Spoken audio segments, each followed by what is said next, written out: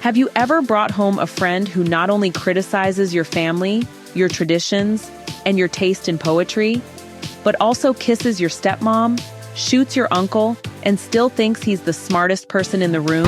What? Yeah. Family reunions can be rough. But imagine all of that in 19th century Russia: carriages, duels at dawn, and endless debates about whether Pushkin's poetry is worth more than a biology textbook. Buckle up, because this story is part soap opera, part philosophy debate, and part tragic comedy.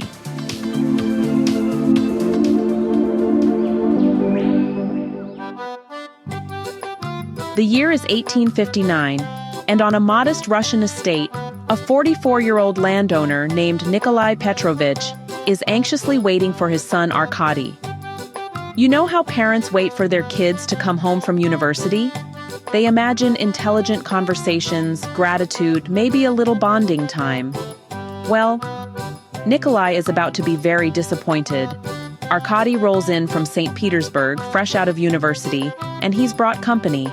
His great friend Bazarov, a medical student with a philosophy degree in destroying everyone else's worldview. Nikolai is overjoyed to see his son, but from the first carriage ride home, he can already sense this kid has changed. No, man. To make things more awkward, Nikolai confesses he has a new partner living at the estate, Fenichka, and they already have a baby boy, little Mitya. Nikolai is embarrassed about it, but Arkady, feeling very modern, assures him it's fine. In fact, Arkady seems proud of himself for being so progressive. 100. But the real show starts at breakfast the next morning when Nikolai's dashing brother, Uncle Pavel, joins the table. Enter Bazarov, the new house guest, the nihilist. And if you're wondering, nihilism basically means we reject everything: religion, authority, tradition, and yes, even your favorite poet. Imagine dropping that line in front of two middle-aged men who still think Pushkin is sacred. The tension is instant. Pavel versus Bazarov becomes a verbal boxing match. One clings to honor and principles. The other dismisses everything with a smirk. And it doesn't end there.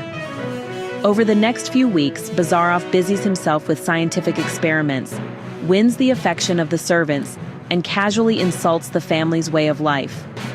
Meanwhile, Arkady starts parroting Bazarov's ideas, even mocking his father's love of poetry. Poor Nikolai, trying his best to be open-minded, begins to feel the sting of generational drift. But life at the estate gets boring, so Arkady and Bazarov head to town. There they encounter a colorful cast: Sitnikov, a wannabe nihilist fanboy, and Madame Kukshin, an eccentric woman dabbling in science. Then, at a governor's ball, Arkady spots Anna Odintsova, a clever, beautiful widow, and instantly falls head over heels. Bazarov, true to form, scoffs at free-thinking women, but wouldn't you know it? He's secretly intrigued too.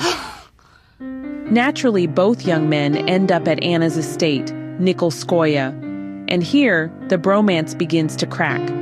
Arkady gets gently shoved aside to chat with Anna's shy sister Katya, while Anna and Bazarov lock horns in philosophical debates. But something strange happens. Bazarov, the great denier of feelings, begins to feel. He's attracted to Anna. He hates himself for it. And one day, in a moment of weakness, he grabs and kisses her. She pulls back, and the whole thing collapses into awkward apologies. Bazarov, embarrassed, decides it's time to leave. So they stop by his parents' house, and honestly, the mood flips entirely. His father, Vasily, just about worships the ground his son walks on, and his mother, well, she smothers him with affection. It's their first visit in, 3 years, and the parents are absolutely overjoyed. But Bazarov, he's restless, bitter, and already itching to leave again. After 3 days, he's gone, leaving behind 2 devastated parents. What happened? Back at the estate, Bazarov goes right back to his experiments. But honestly, he's bored out of his mind. Meanwhile, Arkady sneaks back to Nikolskoye. Ostensibly, he's there to show Anna some letters, but his heart just races when he sees Katya. Slowly, it dawns on him. Maybe it wasn't Anna after all. Maybe it's Katya who makes him happiest. And then, here comes one of the juiciest scandals of the whole book. Bazarov kisses Fenichka in the garden. Yes, the very same Fenichka who is Nikolai's partner and Arkady's stepmom. And who's watching from the bushes? Uncle Pavel. He storms out, not to defend his brother's honor, but because, plot twist, Pavel himself is secretly in love with Fenichka. And, since this is 19th century Russia, there's only one way to handle this: a duel at dawn. Just picture it. Two grown men in a forest, guns drawn, both fully aware this is, well, pretty ridiculous. Shots ring out. Pavel misses. Bazarov hits him in the thigh. To his credit, Bazarov immediately switches from duelist to doctor, patching up his opponent. The wound isn't fatal, but the message is clear. This house is just too small for both of them. Bazarov leaves the next day, spitting, "These damn little gentry." Meanwhile, Arkady finds love where he least expected it. He awkwardly proposes to Katya. She happily accepts. And suddenly the moody student has become a soon-to-be family man. Bazarov, on the other hand, goes home again, and this time he's different. He seems subdued, melancholy. He helps his father with medical cases, but then, well, tragedy strikes. While performing an autopsy, he cuts himself and contracts typhus. Within days, he's on his deathbed. Anna Odintsova rushes to his side with her doctor, but it's too late. In his final lucid moments, Bazarov looks at Anna and whispers about how beautiful she is. For the man who denied love, it's a devastating irony. He dies soon after, leaving his parents shattered. Why did this have to happen? The novel winds down with quiet closures. Nikolai marries Fenichka at last. Arkady marries Katya and throws himself into farming and reform work. Pavel, limping but still elegant, retreats to Dresden to live a melancholy bachelor life. And in a quiet graveyard, Bazarov's parents tend their son's grave with flowers, a symbol of life continuing even as their world has ended. And there you have it, that whirlwind of family drama, philosophy, love triangles, duels, and tragedy is none other than Ivan Turgenev's classic novel, Fathers and Sons. What strikes me about this novel is how Turgenev perfectly captures the tension between generations. On one side, you have the fathers, Nikolai and Pavel, clinging to tradition, principles, poetry, and honor. On the other, you have the sons, Arkady, and especially Bazarov, trying to burn it all down in the name of science and reason. Bazarov, the ultimate nihilist, is fascinating because he's both inspiring and insufferable. He represents youthful arrogance, the idea that you can bulldoze your way through history and rebuild society from scratch.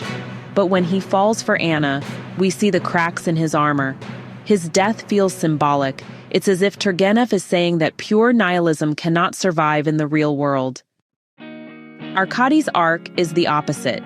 He starts as Bazarov's disciple, mocking poetry, scorning tradition, but he ends up embracing love, family, and farming. It's not flashy, but it's sustainable. He chooses a life rooted in building, not tearing down. And then there's Pavel, who might seem stiff and outdated, but his duel with Bazarov shows how deeply personal these ideological battles were. This wasn't just theory, it was tied up in pride, love, and family honor. Turgenev doesn't give us easy answers. Instead, he presents both sides with sympathy, the need for change, and the value of tradition. And perhaps the message is that progress comes not from destroying one side or the other, but from the messy, painful interaction between them. Ivan Turgenev wrote Fathers and Sons in 1862, and it became one of the most controversial novels of its time. In Russia, conservatives hated it because it mocked tradition. Radicals hated it because they felt Bazarov was portrayed too negatively, which, of course, means Turgenev struck exactly the right nerve. Turgenev himself was a bit of an outsider among the great Russian writers. Unlike Tolstoy or Dostoevsky, He lived much of his life abroad in Europe, which gave him a different perspective on Russian society. His style is known for being elegant, clear, and psychologically sharp. And with Fathers and Sons, he gave the world its first major literary portrait of nihilism, a word that practically entered common use because of this novel. So, what do you think? Are you Team Pavel, clinging to poetry and honor? Team Arkady, finding peace in love and farming? Or maybe you're Team Bazarov, burning it all down until love sneaks up on you? Whichever side you're on, Fathers and Sons remains a brilliant exploration of the eternal struggle between generations. And honestly, it proves one thing: family drama never goes out of style. If you enjoyed this deep dive into Russian literature, hit that like button, subscribe for more classic book breakdowns, and let me know in the comments, what did you think of Bazarov's fate? Hey, thanks so much for hanging out with me today. If you're interested in diving deeper into this book, I've left some links down in the description. You can use it to grab yourself a copy and keep the adventure going. And if you're in the mood for more great reads, don't go just yet. Click on one of the videos popping up right now that I think you'll love. And don't forget to give this review a like, leave a comment, or even subscribe if you'd like to see more. Every bit of support helps us grow this little community of book lovers. See you in the next one.